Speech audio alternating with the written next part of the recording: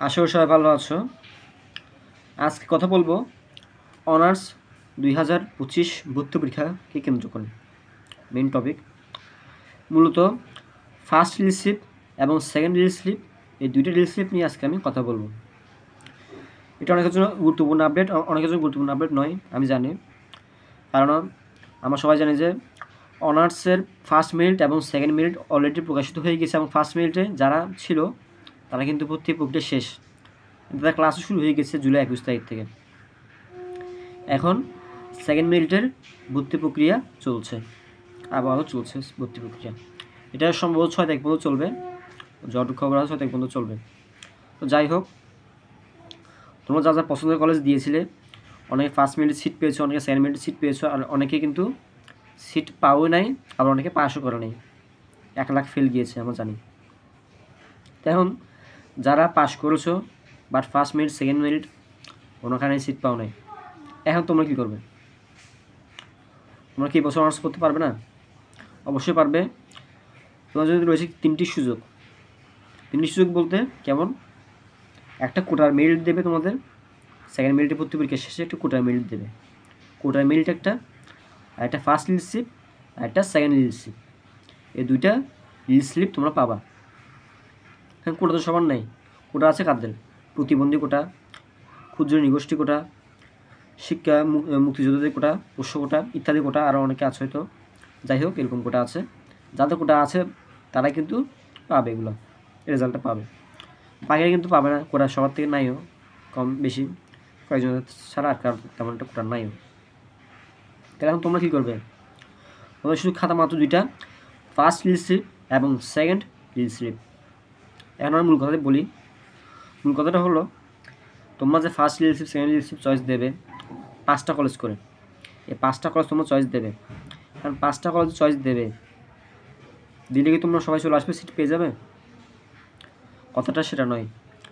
Seat কিন্তু অনেকেই পাবে না, ফার্স্ট লিস্ট স্লিপও কিন্তু অনেকে সিট পাবে না, যে সত্য কথা, বাস্তব কথা। এখন দেখো, তুমি বলতে পারো যে কেন পাবো না? 5টা কলেজ চয়েস দিলে কি আমার কলেজ একটাও পাবো না, বা সাবজেক্ট কি একটাও পাবো না, কিছু পাবো না? দেখো, ফার্স্ট মেরিটে সেকেন্ড মেরিটে কিন্তু সিট অলরেডি 75% ফিল আপ হয়ে গিয়েছে। 75% স্টুডেন্ট ফিল আপ করে ফেলছে তাদের একটা সিট। 75% শেষ, আর 25% আছে। এগুলোর মধ্যে আবার কোটা আছে। কোটা আছে মনে হয় 5% না 6%। কোটা চলে যাবে 80%। মানে কোটা ফার্স্ট মেরিট সেকেন্ড মেরিট কোটা এগুলোতে 80% 82% সিট চলে যাবে। আর থাকবে তোমার জন্য বেশি হলে 15 থেকে 18% সিট। এই 15 থেকে 18% সিটে তোমাদের লড়াই করতে হবে সবাইকে, যারা এখনও পাস করার পরও কোনো সিট পাওনি। এখন তোমরা করবে এটা কী আসলে? তোমার জন্য গুরুত্বপূর্ণ কী আছে, বা তোমরা কী করতে পারবা এই সময়ে, কী করে তোমাদের জন্য ভালো হবে, সেটাই দিক নির্দেশনা আমি দেবো ভাবছি। তো এটাই বলতে চাচ্ছি আসলে। এখন যারা ফার্স্ট লিস্ট তোমরা আবেদন করে 5টা কলেজে, খুবই বুদ্ধিমত্তার সাথে তোমাদের কলেজ চয়েস দিতে হবে। 5টা কলেজ, 5টা কলেজ কিন্তু উল্টা পাল্টা তোমরা যদি মানে তোমাদের স্কিলের বা তোমাদের রেজাল্টের উপরে গিয়ে যদি কোনো কলেজ চয়েস দাও কিন্তু আসবে না, সাবধান।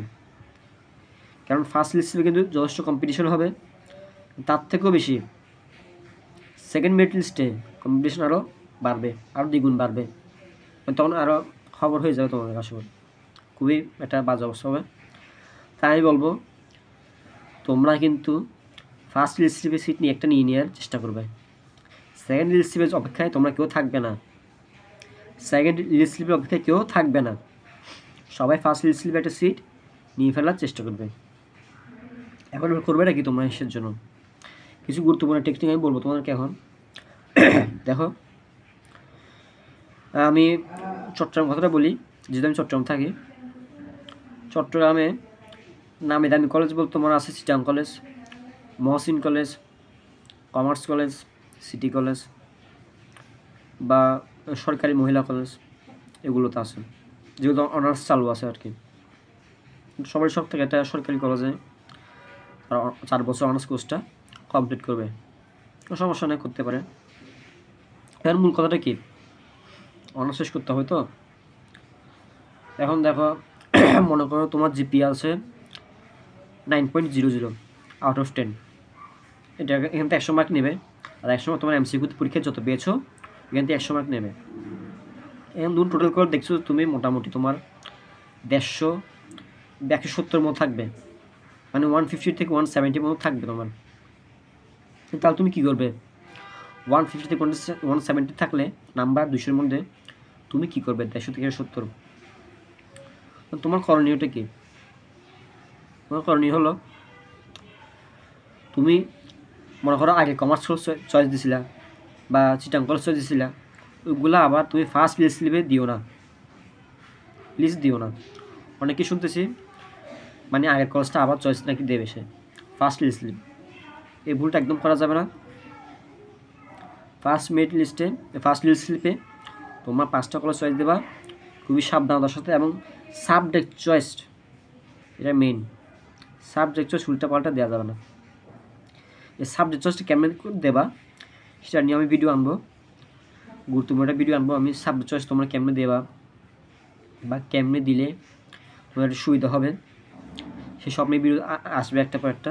যাই হোক, যেটা বলছিলাম কলেজ চয়েসটা কেমনে দেবো তাহলে তোমরা চাইলে তোমরা সরকারি কলেজে শহরের মধ্যে আছো, তারা কিন্তু তোমরা Chittagong college, Mohsin college, commerce কলেজগুলো একদম দেবে না। আমি বলবো দেবে না, যেহেতু তোমার প্রথমবার সিট পাওনি, শুধু Chittagong college, Mohsin college, commerce college এগুলো তার দিও না। তুমি একটা কাজ করো, 5টা কলেজ আমি তোমাদেরকে সিলেক্ট করে দিই। এখন 5টা কলেজ সিলেক্ট করে দিই। তোমার ফার্স্টে সরকারি কলেজ হিসেবে রাখতে পারো সিটি কলেজকে। আমার কাছে ওই তথ্য আছে সিটি কলেজে এখন যথেষ্ট পরিমাণ সিট নাই আমি জানি, তারপর তোমার সিটি কলেজ দিও, দেখো কী হয়। যদি তোমাদের অনেকের নাম্বার 180 থাকে তাহলে একটা সিট পেয়ে যাবে হয়তো আশা করি। সিটি কলেজ দাও, বা তারপর 2 নম্বর দাও তুমি মনে করো পটিয়া কলেজ, পটিয়া সরকারি কলেজ, এটা উপজেলা ভিত্তিক কলেজ অবশ্যই, পটিয়া কলেজ দাও। তারপর আনোয়ারা সরকারি কলেজ দাও 3 নম্বরে।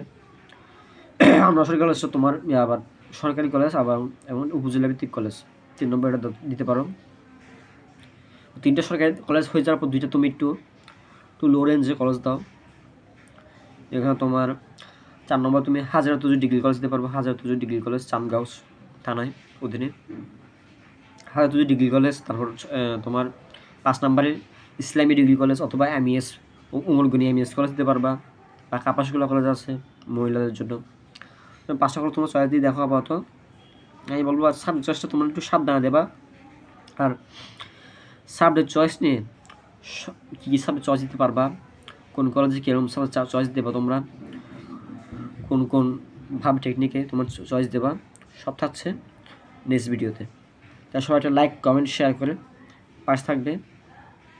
পারলে একটা সাবস্ক্রাইব করে দেবে আশা করি। আর সাবস্ক্রাইব করতে গেলে তোমাদের কোনো টাকা পয়সা খরচ হবে না আমি মনে করি। সাবস্ক্রাইব করলে আমার খুব ভালো লাগবে। ধন্যবাদ সবাইকে এতক্ষণ ভিডিও দেখার জন্য, সবাইকে ধন্যবাদ। ভালো থাকবে সবাই, সুস্থ থাকবে সবাই। ধন্যবাদ সবাইকে।